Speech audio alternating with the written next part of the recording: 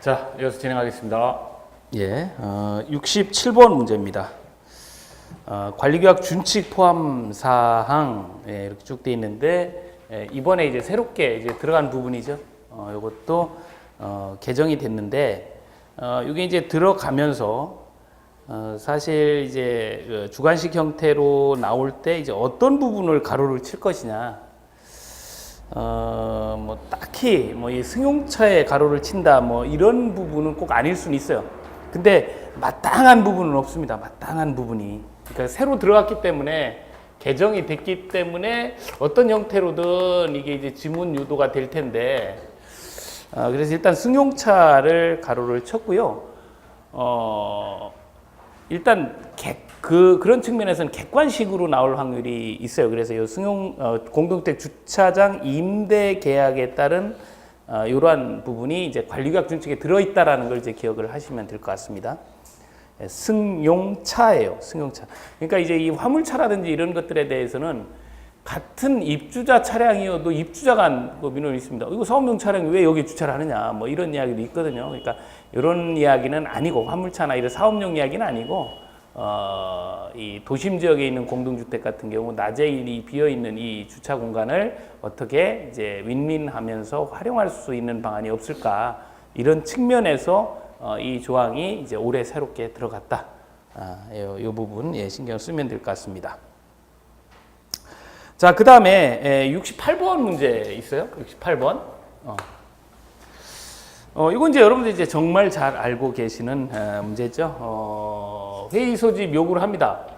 그러면 이제 그 요구를 하는 경우가 이제 여기 나와 있는 것처럼 두 가지 형태예요. 입대 구성원 3분의 1 이상이 이렇게 3분의 1 이상이 회의 좀 하자 이렇게 이야기하는 경우 이건 크게 문제가 안 되는데 이런 경우가 문제죠. 입주자 등 10분의 1 이상이 서면으로 야 회의 좀 해라 이렇게 이제 이야기를 하면 요건 좀 고민이 되는 거예요. 왜 이렇게 할까? 그죠? 왜 이렇게 할까? 뭔가 이게 정기 회의도 있는데 회의를 하자라고 하는 건 뭔가 이제 일이 있다는 거예요. 뭔가 이제 안 좋은 일이 이제 있는 거죠. 그러니까 이렇게 요구를 하면 일단 규정 회장이 14일 이내 해라 이렇게 돼 있는데 안 할 확률이 높겠죠. 무슨 이야기인지 아시겠죠? 또 싫은 얘기 할 것 같으니까 회장이 안 하면 어떻게 할 거냐? 누가 요거를 대행해서 소집을 할 거냐? 사실은 요걸 주의를 하셔야 돼요. 누가예요? 누가? 관리규약으로 정한 이사. 그러니까 이사가 이제 여러 대 있을 거 아니에요. 그럼 그냥 이사가 한다 그러면 어떤 뭐 연장자가 할 거냐, 뭐 할 거냐 이렇게 이제 논란이 있을 수 있으니까 그 우선순위를 관리규약에다가 1순위 뭐 무슨 이사, 총무이사 뭐 무슨 이사 뭐 이렇게 쭉 해놨겠죠. 또 그 사람이 없으면 이렇게 밀려가는 관리규약 순위에 따른 그 이사가 회를 소집하게 돼 있다. 그래서 우리가 이제 임원의 업무 범위를 이야기할 때 감사는 감사하고 회장은 대표하고 이사가 하는 일이 이런 대행을 하는 일이다라는 걸 이제 봤어요. 그래서 거기 사실은 이건 많이 했기 때문에 이사를 가로치고 싶었는데 그런 이야기는 또 바꿔 얘기하면 그 부분도 이제 주의해서 보실 필요가 있겠다라는 겁니다. 예. 자, 68번 문제 보셨고요. 그 다음에 69번은 이제 지금 이제 전체적인 그 모의고사가 약간 이제 지역적인 부분도 있지만 그동안에 안 다뤘던 문제들도 이야기를 한 거예요. 지금 이제 우리가 모의고사 동형으로 5번 했고요. 또 월간 모의고사 4번 했죠. 그래서 이건 거의 유사한 문제가 없어요. 물론 이제 비슷한 문제는 있지만 똑같은 문제는 없고 각 범위를 다 이렇게 이야기를 한 겁니다. 이게 이제 여러분들이 중요한 학습거리로 이제 남아있는 부분이고 실제 이제 여러분들이 특강했던 자료나 특강 문제 100문제 그 부분을 이제 파이널로 해서 그걸 이제 계속적으로 돌리시다가 시험장에 가시는 거예요. 그렇게 이제 정리를 하시면 될 것 같고요. 자, 69번 문제도 우리 이제 공동 주거 이론과 관련된 이야기입니다. 이 공동 주거 이론 문제를 우리가 이제 기본적으로 풀진 않았잖아요. 근데 시험에서는 한 문제가 나옵니다. 공동 주거 이론. 우리 이제 그 공고를 낼 때 리모델링을 포함한다, 뭐 공동 주거 이론, 뭐 회계 관리, 뭐 이런 이제 표현들이 나오니까 이게 이제 나와요. 근데 여기에서 나오는 이론 문제는 크게 어렵지가 않습니다. 크게 어렵지 않고 또 이제 이거에 대한 이제 연습했던 문제 중에 하나는 뭐 공동 주거 정보 네트워크 해가지고 홈 네트워크 건물 인증이라든지 기억나시죠? 초고속 정보통신 건물 인증. 뭐 요게 이제 4가지 등급들 나온 것들 이제 공부를 했었고 이론적인 측면에서 보면 이제 주거 이론이잖아요. 그래서 이 주거 관리와 관련된 형태를 지금 여기 이제 이 문제로서 이야기를 한 건데, 요 부분에서 그 주거 관리를 그래 일반적인 우리가 그냥 협의의 어떤 그 주택 관리에서 시설 관리만을 얘기하는 건 아니라는 거죠. 폭넓게 이론적으로. 그래서 그거를 주거 자산 관리라는 형태로 이야기를 하고 이 이론은 한국주거학회에서 정립을 했어요. 그러니까 이론입니다, 말 그대로. 그렇게 이야기할 때 이 주거자산 관리의 범주는 크게 3가지를 이야기를 합니다. 시설 관리, 부동산 자산 관리,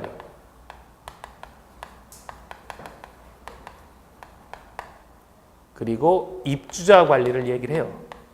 자, 근데 이렇게 만들 때 이걸 그냥 독창적으로 만든 게 아니라 이걸 미국에서 가져왔어요. 미국에 있는 이론을. 그래서 영어로 표현이 미국에서는 돼 있었겠죠. 그래서 번역을 한 겁니다. 그래서 이건 Facility Management 이렇게 FM이라고 우리가 이야기를 하는 거예요. 요거는 Property Management에서 부동산 자산 관리 이렇게 PM 이야기를 하고, 요거는 Tenant Management에서 TM이라고 이렇게 표현합니다. 그래서 요 Facility가 시설이고요. 우리가 이제 일반적인 시설 관리 이야기할 때 FM 이렇게 얘기를 하는 거예요. 부동산에 대한 자산 관리다 이렇게 또 이야기를 하고. 근데 요거를 해석을 하는데 이 테넌트는 임차인이거든요. 우리가 일반적으로 이야기할 때 테넌트는. 그럼 이제 임차인 관리 이렇게 해야 되지 않느냐? 우리가 기본적으로 배웠고 우리가 알고 있는 범주라면 이게 맞는 표현이 돼요. 근데 이게 미국식이라 그랬잖아요. 미국에서는 아파트에 거주하는 사람, 아파트먼트에 거주하는 게 임차인이에요. 소유자는 어디? 맨션이라고 이렇게 부릅니다. 그게 틀려요. 우리는 이제 무슨 맨션 그러면 우리가 생각하는 맨션은 아파트가 좀 떨어지거나 뭐 이렇게 생각할 수도 있잖아요. 근데 원래 이론적인 배경은 맨션이 이제 소유자가 이제 거주하는 뭐 이런 형태, 고급 형태의 집단 주거 형태를 얘기를 하고 아파트는 임차인이 거주하는. 그러니까 미국에서는 이 아파트에 공동 주거하는 사람이 임차인이니까 테넌트 매니지먼트 그럼 맞아요.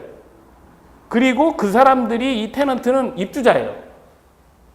그래서 미국 입장에서 그걸 그대로 해석을 한 겁니다. 왜 이 말씀을 드리냐면 이제 요거에 대한 영역이 뭐냐라는 걸 2번 물어봤어요. 그래서 이 시설 관리 우리가 똑같죠. 거의 뭐 설비나 기계 뭐 이런 것들에 대한 뭐 운전, 뭐 유지 보수 이런 것들이잖아요. 쉽게 아실 수 있고. 입주자 관리는 임차인 서비스와 관련된 이야기죠. 그래서 임차인 서비스와 관련된 이런 이야기들이 입주자 관리다 이렇게 지문이 나와요. 그럼 맞는 지문이라는 거예요. 그게 이론에선. 왜?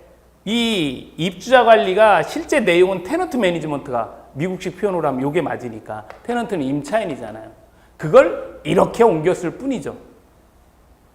그러니까 임차인 서비스와 관련된 얘기가 TM 이렇게 이야기를 하고, 물론 이 임차인만 우리는 해당되는 건 아니죠. 뭐 거주하고 있는 거주자 이게 다 해당이 되는 거예요.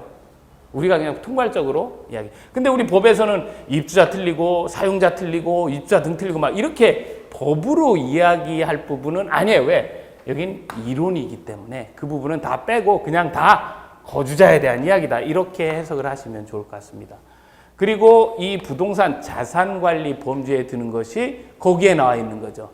대표적으로 세금, 뭐 인력, 뭐 회계 이런 것들과 관련된 총괄적인 기획 이런 관련된 업무를 이제 부동산 자산관리 범주다 이렇게 얘기를 합니다. 그래서 여기에서 이제 이렇게 가로를 친 거는 뭐 이걸 쓴다 안 쓴다 이게 중요한 게 아니라 이런 영역을 정확하게 이제 학습을 안 했기 때문에 전체적으로 학습을 하고 실제 나왔던 패턴은 이거를 연결할 수 있느냐 그러니까 문제에서는 뭐 이런 식으로 나왔겠죠. 이거는 이거다, 뭐 이건 이거다 이런 식으로. 그럼 이건 잘못됐다. 이걸 찾을 수 있느냐를 두 번 물어봤었어요. 그래서 이거는 나온다고는 하는데 그 범주가 크게 넓지 않으니까. 그래서 요 유형의 문제가 두 번 나왔을 때 그래도 여기에서 많이 틀렸던 부분이니까 요거를 정리해 놓을 수 있도록 그렇게 합니다. 그런 측면에서 요 부동산 자산 관리, 시설 관리, 입주자 관리 이 부분이에요. 그래서 여기도 그 부동산 자산 관리 업무 내용에 임대료 책정이라는 얘기가 나오잖아요. 그죠? 기획, 임대료 책정을 하는 기준 이런 거 설정하는 거. 그래서 이거는 그 미국식 그 미국의 공동주택 관리의 이론, 공동주거관리 이론이 그대로 넘어오면서 나온 현상이다. 이렇게 이해를 하시면 될 것 같습니다. 그 다음에요. 그 70번 보시면 하자보수 제도 이야기를 하는데, 자, 이건 놓치시면 안 되는 문제죠. 그죠? 놓치시면 안 되는 문제예요. 답은 이제 하자 진단인데요. 요 하자 진단은 하자 감정과는 반드시 구분하자 그래서 정리도 해보고 했습니다. 그죠? 이 하자 진단은 누가 하는 거냐? 사업 주체가 하는 거죠. 사업 주체가 되는 거예요. 말 그대로. 하자 진단은 어느 때 하는 거냐? 청구권자가 청구를 했는데 이행 의무자인 사업 주체가 하자가 아니야 라고 이야기를 하니까, 하자가 아니다라고 이야기하니까 그럼 하자에 대한 전문가의 이야기를 들어보자. 하자에 대한 전문가의 이야기를 들어보자라고 하는 게 이제 하자 진단이라는 용어. 그 용어는 참 잘 만들었죠. 이렇게 진행을 하는 겁니다. 자, 그렇다 보니까 이 사업 주체에서 아니라고 했기 때문에 그럼 전문가의 이야기를 들어보자라고 하는 거예요. 입주자 대표의 입장에서는, 청구권자인 입주자 대표의 입장에서는 하자 진단 하자라고 이야기할 필요가 없죠. 왜요? 이미 본인들은 하자라고 생각해서 청구한 거 아닙니까? 그거 더 이상 얘기할 필요가 없어요. 뒷짐지고 있으면 돼요. 근데 사업주체 입장에서 아닌데 자꾸 하자라고 하니까 전문가 이야기를 들어보자라고 하는 거예요. 그래서 주체가 사업주체가 되는 거예요. 근데 이번에 뭐 입주자 대표의 등이다, 사업주체 등이다, 이건 크게 신경 안 쓰셔도 된다 그랬죠? 이런 표현으로 하고는 있습니다만, 뭐 이렇게 또 붙어 있으면 또 이게 또 이해하시는데 어려울 수 있으니까 뭐 빼도 되고 넣어도 돼. 근데 이제 규정상, 그 법 조문에는 등자가 다 들어 있습니다. 그러니까 쉽게 얘기해서 이 하자 진단은 이행 의무자가 하자가 아닌다라고 판단하는데 청구권자가 하자라고 요구했을 때 그거에 대한 전문가 이야기를 들어보는 절차를 하자 진단, 이렇게 이야기를 하는 거죠. 자, 그러면 여기서 하자 진단을 사업 주체가, 그러면 주체니까 무조건 그래? 그럼 내가 전문가 얘기를 들어볼게. 그러면 입주자 대표가 그걸 믿을까요? 사업주체 니네들이 쿵짝쿵짝해서 한 거 아니냐 이렇게 얘기할 수 있잖아요. 그러니까 사업주체 등은 이 하자 진단을 하기 전에 입주자 대표의 등과 뭘 해야 돼요? 사전에 요거와 관련된 한다라고 하는 걸 협의를 해야 되죠. 그죠? 그래서 입주자 대표인과 협의해서 사업주체가 하자 진단을 전문기관에 의뢰를 하는 거예요. 자, 그러면 이거를 이제 할 때, 협의를 할 때 크게 두 가지를 협의를 합니다. 뭐 하느냐? 하나는 어차피 기관에서 하면 기관 돈 줘야 되잖아요. 비용 문제 어떻게 할 거냐. 그리고 법에서는 그 기간을 20일 이내라고 이렇게 못을 박았잖아요. 그죠? 하자 진단 기간이 20일 이내다. 이거 제가 다 알고 있잖아요. 그래서 뭐를 이제 그 협의를 해야 되냐면, 이건 법에서 정했는데 그럼 만약 20일 이내 끝나지 않으면 어떡할 거냐. 그래서 예전에 이거를 법에서 그냥 강제해서 10일 이내에 1차 연장을 하고 뭐 이렇게 했었는데 이건 좀 부당하다. 그래서 요거를 이번에 개정을 했죠. 그죠? 그래서 이 기간이 부족하다. 그럼 어떻게 해요? 서로 협의하는 거예요. 서로 협의. 기간도 서로 이렇게 할 수 있게끔. 이렇게 이제 바뀌었죠. 10일에서 협의로. 그래서 이 두 가지도 기억을 하는데, 일단 기간은 이렇게 되고, 비용은 그럼 어떻게 되느냐? 이거 협의할 때 비용도 그냥 협의하는 거예요. 그죠? 이렇게 두 가지 패턴이 사업체가 할 때 혼자 독단적으로는 할 수 없다. 이렇게 협의 절차를 거쳐서 한다라는 이야기의 개념. 이제 하자 진단을 이제 하자 감정과 구분했을 때 하자 감정은 이제 위원회에서 진행을 하는 거니까 전혀 이것하고는 전혀 다른 패턴이다라는 걸 이제 구분할 수가 있습니다. 예. 자, 그래서 70번 보시면 사업자 등은 입자 등의 하자부 청구에 대해서 이의가 있는 경우에 입대위와 협의하여 입대위 등과 협의하여 이게 이제 하자에 대한 전문가 이야기를 들을 수 있는데 그걸 우리는 하자 진단이라고 이야기를 한다. 그러면 이제 이 기관에서 그 결과가 나오면 얼마나 기다리겠어요, 그죠? 그러니까 이제 다 알려주죠. 알려줍니다. 그 다음에 71번 문제는 이제 많이 강조를 했던 부분이고요. 마지막 점검 차원에서 이제 문제를 구성을 한 건데요. 뭐 충분히 맞추실 수 있을 거고요. 2번 나왔지만 지금 문제처럼 그 세 번째 그 보기에서 연간 수선비를 줬어요. 가장 이제 요 세대별 장기선 충당금을 계산할 때 제일 중요한 건 뭐냐면 월간 세대별 장기 수선 충당금을 계산할 때 가장 중요한 건 이 분자의 계획 기간 동안의 수선비 뭐가 들어간다는 거예요? 총액이 들어간다는 거죠. 총액이. 네, 그래서 이것만 주의하시면 되는데 문제가 한 번 나올 때 이거를 연간 수선비로 냈어요. 두 번째는 또 어떻게 내나 보니까 또 연간 수선비를 냈어요. 그러니까 어쨌든 요게 이제 중요한 부분이 됐고요. 요거 계획 기간 동안의 수선비 총액을 계획 기간으로 나누고 12로 나누고 총 공급 면적으로 나누어서 세대 공급 면적을 곱해주는 거죠. 세대 공급 면적. 그래서 이거 계산 자체는 뭐 어렵지 않게 다 하셨을 거예요. 그죠? 그래서 계획 기간 동안의 수선비 총액은 안 줬어요. 연간 수선비를 줬죠. 연간 수선비를 6천만 원을 이렇게 줬으니까 계획 기간을 꼭 곱해줘야 된다는 거죠. 그래서 계획 기간이 10년. 그래서 계획 기간 10년, 12. 총 공급 면적은 2만 제곱미터인가요? 곱하기 세대 공급 면적은 110. 여기 이제 계산을 해보면 얼마 나와요? 27,500원. 이렇게 쓰시면 됩니다. 자, 그 다음에 72번도 이제 주민운동시설과 주민공동시설을 많이 혼란해해요. 또 이제는 예전에는 그냥 주민운동시설, 공동시설을 가볍게 봤어요. 그래서 특별한 규정도 없고 그러니까 이제 어떤 문제점들이 생기냐면 대표적인 주민공동시설의 어린이집을 초기 입주할 때 이 선정을 어떤 절차를 정해놓지 않으니까 또 주민들은 빨리 이거 애 보내야 되니까 빨리 어떻게 개원하라고 그러니까 그건 이제 운영업자가 있어야 되잖아요. 그 업자를 선정했더니 왜 네 맘대로 또 선정했냐고 그러고 이게 복잡하고 그냥 전혀 관계없이 관리사무소장만 힘들더라. 그래서 그런 거 할 때는 관리규약 개정, 주택관리방법 결정하는 절차와 같게 해라라고 이제 법을 만든 거 아닙니까? 그죠? 그 내용까지 이제 여러분 이제 충분히 알고 계신 부분이고 지금 여기에 있는 뭐 경로당, 어린이놀이터, 어린이집, 주민운동시설을 주민공동시설이라고 해요. 근데 이거에 대해서 이제 그 정확하게 주민 그럼 공동시설은 뭐냐, 주민운동시설은 뭐냐, 그러면 복리시설은 또 뭐냐, 부대시설은 뭐냐, 이거에 대해서 명확히 이제 선을 못 긋더란 얘기죠. 그래서 이걸 이제 정리를 하면, 자, 우리 이제 주택건설 기준 등에 관한 규정이라는 걸 배웠잖아요.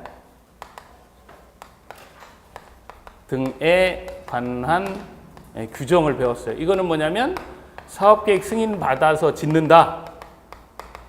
그러면 요 규정에 맞게 지라는 거죠. 그러니까 주택법에 사업계획 승인 받는다. 그럼 일반적으로 30세대 이상 짓겠다. 그럼 무조건 요 규정을 지켜야 돼요. 대통령령입니다. 주택법에.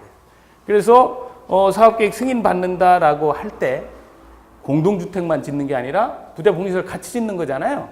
사업계획 승인이라고 하는 것이. 그래서 요 규정에 이거에 대한 용어를 정의를 하고 있습니다. 용어에 대한 정의를 여기서 하고 있어요. 그래서 이제 일반적으로 알고 계신데 이건 이거다. 뭐 우리가 이야기하는 복리시설은 특정인이 특정 목적으로 하는 거다. 뭐 부대시설은 일반인이 일반 목적으로 하는 거다. 뭐 이렇게 쭉 했더니 이걸 이게 그 범위가 어디까지인지 몰라서 아주 눈에 이제 보기 쉽게 여기서 이제 벤 다이어그램을 가지고 설명을 좀 하면 이런 거예요. 제일 작은 개념이 주민운동시설이에요.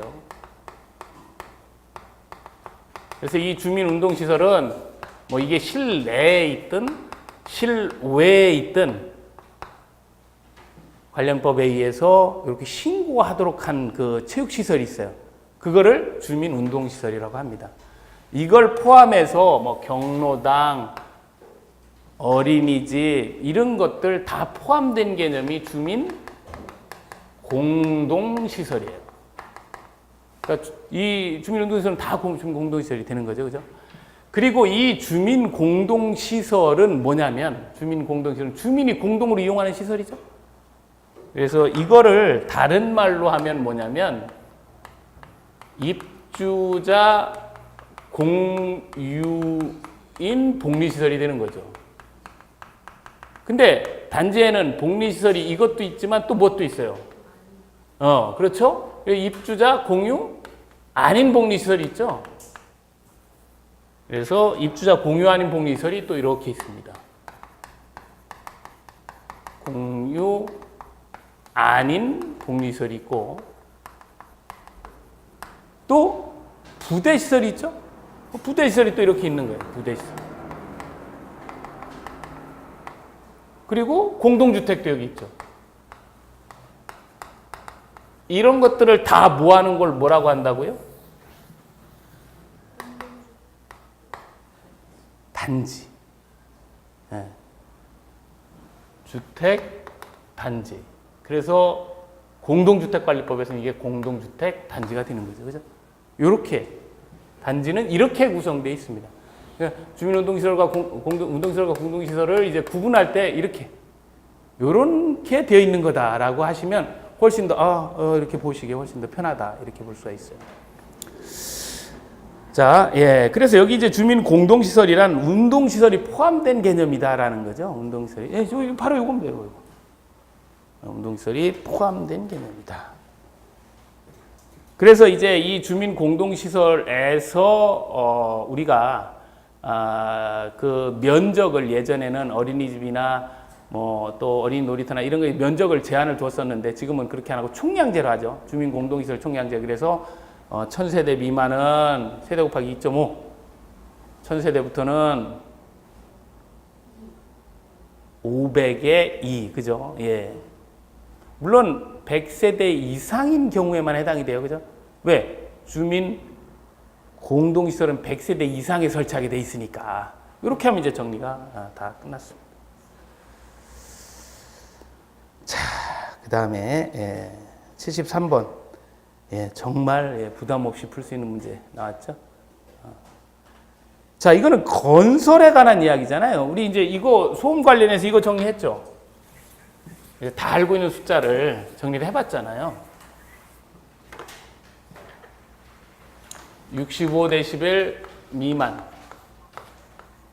45dB 이하, 뭐 이런 것도 정리했고, 지금 보시는 58, 50dB 이하, 뭐 이것도 공부를 했고, 또 뭐 이렇게 또 나눠가지고 아까 했던, 그죠? 뭐 43, 38, 57, 52, 뭐 45, 40 이런 데시벨 이하죠. 이것도. 이게 도대체 어디다 쓰는 것들이냐? 이거 할 때 요거는 건설할 때 이야기죠. 건설. 집을 지을 때 요거는 외부 소음에 대한 대책을 이야기를 한 거고, 요거는 내부 소음에 대한 대책, 그리고 위층에서 꽁꽁거릴 때 이 정도 경량, 중량, 충격음을 견디는 구조로 해야 된다라고 이야기를 한 거. 요거는 이제 관리와 관련된 이야기죠, 그죠? 관리와 관련된 이야기.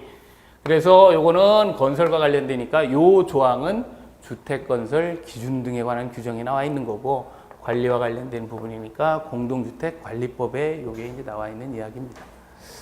자, 그래서 요 이제 나와 있는 숫자들을 정리를 해봤어요. 자, 그 다음에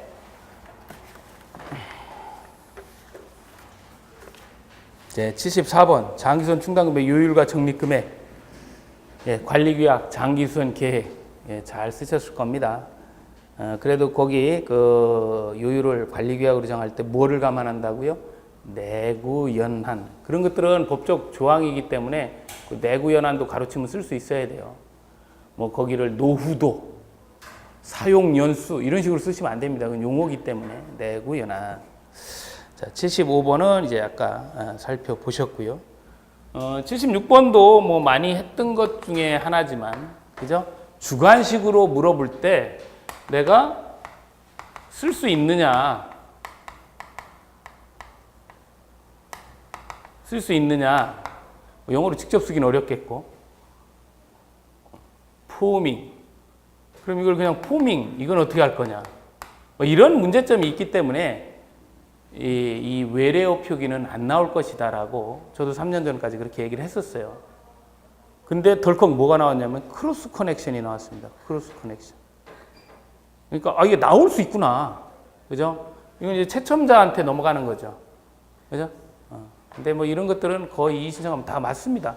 그리고 맞지 않더라도 뭐 이렇게 이거를 빨리 읽으면 포밍이고 조금 늦게 읽으면 포오밍이지 뭐 이걸 어떻게 하라고.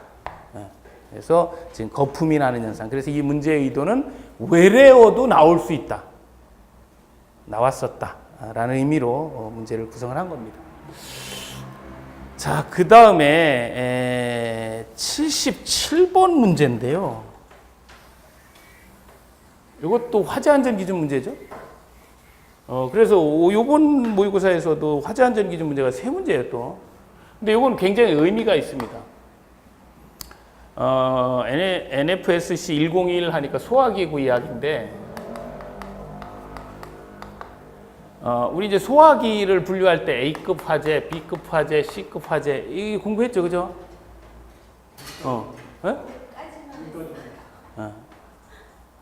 A급 화재가 있고, B급 화재가 있고, 뭐 C급 화재가 있고, 또 있어요? E, C, D, E, F, G, F, G, K까지? 여기까지 있다가 올해 4월 11일 날, 우리 4월 14일 기준이죠? 네, 3일 전에 K급 화재가 새로 생겼어요. 요거, 여긴 없고, K급. 예, 마치 이제 지난번 시험에서 왜 우리 주거용 주방 소화장치가 새로 생기면서 주방 가로넣기 시험 문제가 나왔잖아요. 똑같은 겁니다. 주방에서 화재가 났을 때는 이거는 이제 일반 화재냐, 뭐 유류 화재냐, 전기 화재냐 이렇게 이제 구분했잖아요. 어떤 거냐. 근데 이건 그게 아니라 이런 거가 주방에서 일어났을 때 화재를 K급 화재라고 합니다. K급 화재. 그래서 그렇죠. 키친을 딴 거예요. 주방의 영어로. K급 화재라 그래요. 용어가 이제 요거 해서 요게 이제 신설이 됐다. 그래서 이건 이제 중요해요. 그런 측면에서. 예. 어느 분은 이거를 그냥 아무 생각 없이 C급 화재라고 그랬었어요. 왜 그러냐니까, 키친 아니에요? 치킨 아니에요? 주방이? 주방이, 그건 닭다리죠. 예. 키친. 네. 키친. 그래서, 네, 이렇게, 이해가 될 수 있고. 자, 78번입니다. 방열기의 표준 방열량 관련된 이야기고요. 이건 이제 일반적으로 개론에서도 했고, 충분히 알 수 있는 열매 온도, 증기는 102도, 온수는 80도, 그죠? 실내 온도 18.5도였을 때 얼마 열을 내느냐? 증기의 경우는 756W, 온수의 경우는 523W죠. 킬로와트로 여기 이야기를 하고 있으니까 0.756, 0.523, 이렇게 표현을 해야 돼요. 78번. 순서대로 보면 102, 열매 온도 102, 그 다음에 0.523. 자, 이렇게 표현했고요. 그 다음에 이제 79번. 이거는 한 번 문제를 뭐 한 번이 아니라 뭐 이렇게 내고, 이건 이제 매번 나오고, 뭐 이렇게 제가 일일이 쓰진 않아도 워낙 많이 나왔었기 때문에 꼭 사진 찍듯이 좀 기억을 해 주십시오 라고 부탁을 드렸던 건데, 의외로 안 되고 제가 이제 객관식으로 비상저수시설과 저수시설을 구분하는지 한번 문제를 내봤는데도 많이 틀리더란 얘기죠. 그래서 이 문제를 이제 구성을 했고요. 해빙기 진단, 석공법, 교비유. 요거 이제 비상저수시설이에요. 월동기 진단, 우기 먼저 나오죠. 우기 진단, 서공법, 담화. 월동기 진단, 연중, 노수. 안전진단, 변고소맨, 유펌 승인, 기전, 이렇게 11개죠. 그 다음에 위생진단 및 청소는 어예요. 그래서 이게 언제 하느냐, 시기 횟수를 보면, 이건 이제 연1에 나타나니까 연1회밖에 할 수가 없어요. 연1회 이상 아니고 연1회밖에 할 수가 없어요. 연1회 이상을 할 수가 없어요. 해빙기가 1년에 2번 안 오기 때문에. 요거는 분기 1회는 분기가 1년에 계속 올 수 있으니까 이상이라고 이렇게 표현합니다. 대신 이제 승강기술 안전관리법에서 월 1회 이상 이렇게 돼 있고, 저우의 경우는 연 2회 이상. 그래서 요거는 2, 3월, 요거는 6월, 요거는 10월에 이렇게 하도록. 그래서 이제 이걸 이제 정리했는데, 이게 이제 문제가 여러 패턴으로 나왔습니다. 뭐냐, 지금처럼 이게 여기에 뭐가 들어가느냐, 뭐 이게 어떤 거냐, 여기에 들어가는 게 맞느냐 안 맞느냐, 이런 게 기본적인 문제고, 그렇게 한참 내다가 횟수가 가장 많은 것부터 적은 것으로 이렇게 나열을 한번 해봐라. 그럼 횟수가 가장 많은 게 여기 승강기가 제일 많고, 나머지 것이 분기, 그 다음에 여기, 그 다음에 이거겠죠. 이런 식으로도 내고. 그러니까 많이 냈어요. 그리고 이제 지금 문제는 요 비상저수시설과 저수시설을 구분하느냐, 요 문제를 냈고요. 그리고 또 이제 똑같은 우물이나 이런 것들은 여기도 있고, 여기도 있고. 그죠? 우물이 두 군데 있잖아요. 뭐 이런 것도 이제 볼 수 있고. 지금 말씀드린 우물처럼 두 군데가 있는 게 또 하나 있어요. 찾으셨어요? 예, 어린이 놀이터 그렇습니다. 그러니까 이런 것들에 대한 질문도 주의 깊게 보셔야 돼요. 그렇습니다.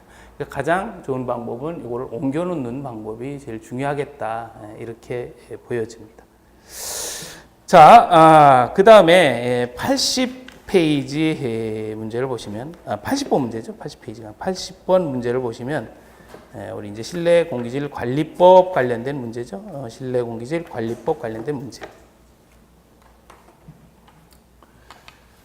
자, 여기 좀 이제 주의해서 이제 보십니다. 요거는 이제 AS가 이제 하나가 있어요. 그래서 요거 이제 해설을 하면서 진행을 하도록 할게요. 자, 우리 이제 실내 공기질 관리법. 이게 어디에 적용이 된다고요? 100세대 이상 신축하는 공동주택 중에 아연기에만 해당이 된 겁니다. 그죠? 뭐 리모델링이나 주상 이런 거 넣으면 안 돼요. 여기는. 그죠? 이 실내 공기질 관리법이 여기에 적용되는 기준은 무슨 기준이라고요? 잘 안 쓰네. 권고 기준이다. 그죠? 그래서 유지 기준은 다중이용 시설에만 적용이 되는 거죠. 그러니까 이제 권고 기준이다. 그래서 권고 기준의 종류. 이제 우리 그 문제집에 보면 그 379페이지에도 나와 있지만, 폼알데하이드,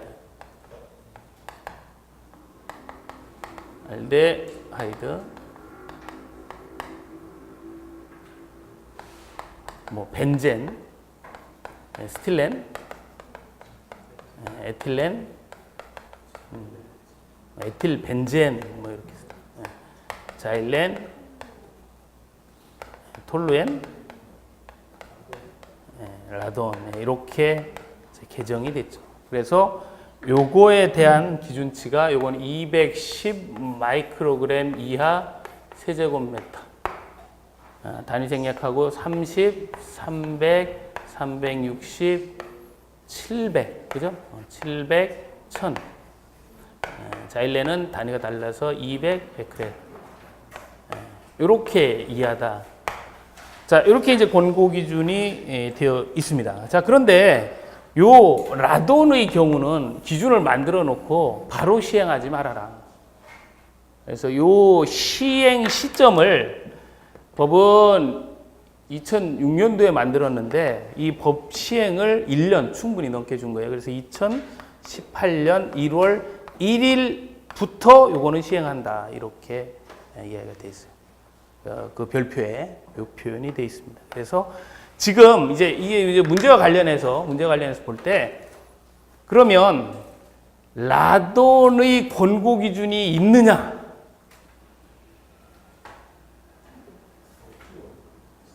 그러면 2017년 4월 14일 기준으로는 법은 만들어는 놨어요. 왜? 그 전에 만들어 놨으니까. 그러나 시행 시점을 요때부터 요건 시행하라 그랬으니까 기준은 있지만 적용은 않는다라고 해석을 해야 돼요. 기준은 있지만 적용을 한다. 우리 시험과 관련해서. 그러니까 요거는 이제 물어보지 않을 가능성이 높습니다.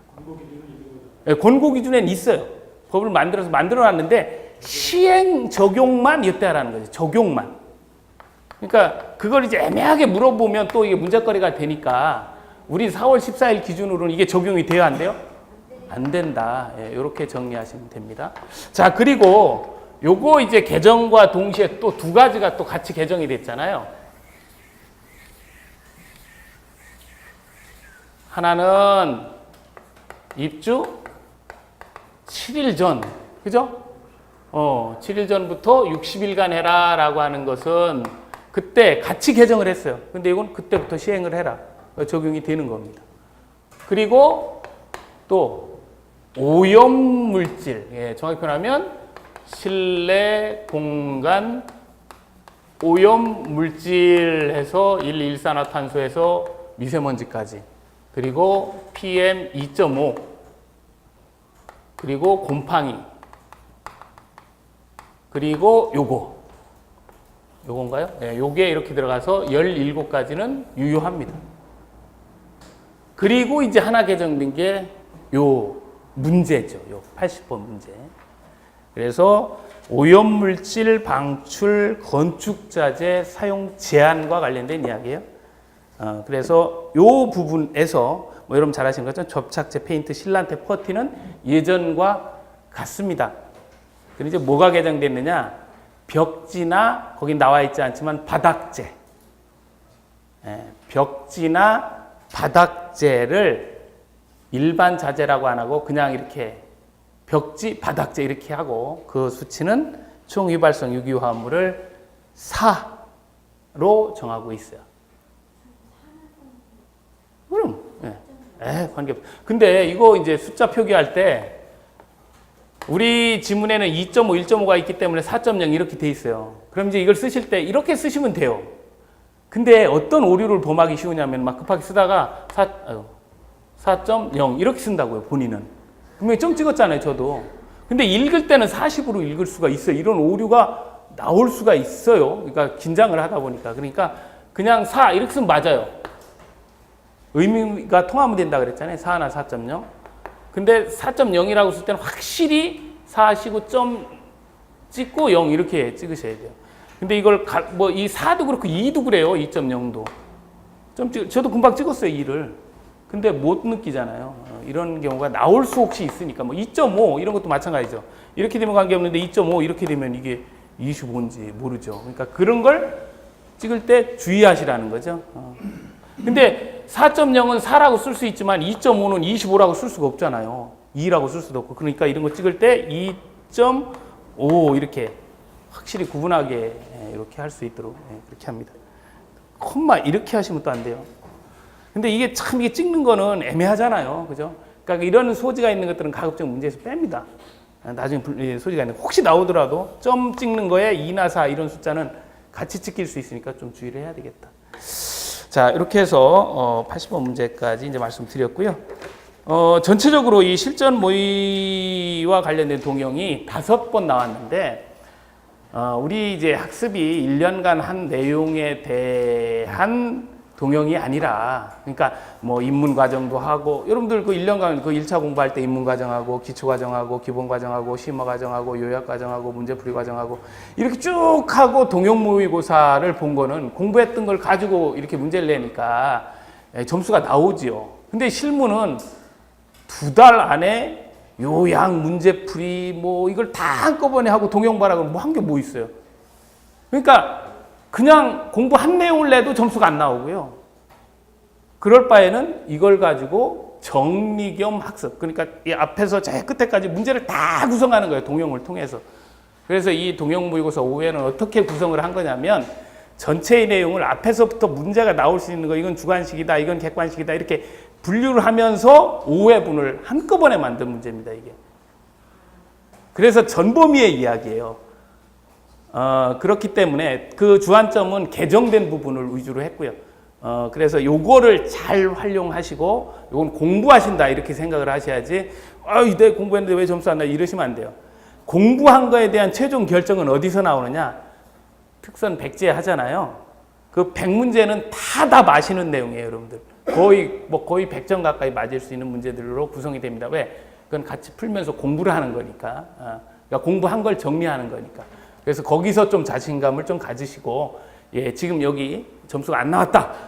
그렇게 이제 너무 뭐 이렇게 생각하지 마시고, 이걸 더 공부를 해야지. 아까 어느 분이 그랬어요. 틀리면 틀릴수록 저는 괜찮습니다. 그걸 공부할 수 있으니까. 예, 그게 이제 좋은 자세죠. 왜? 그럴 수밖에 없어요, 실무는. 그렇게 해서 조금이라도 더 영역을 확장한 것이, 아까 보셨던 화제 안전 기준에 이런 게 이제 나오면 얼마나 땡큐한 일이에요, 그죠?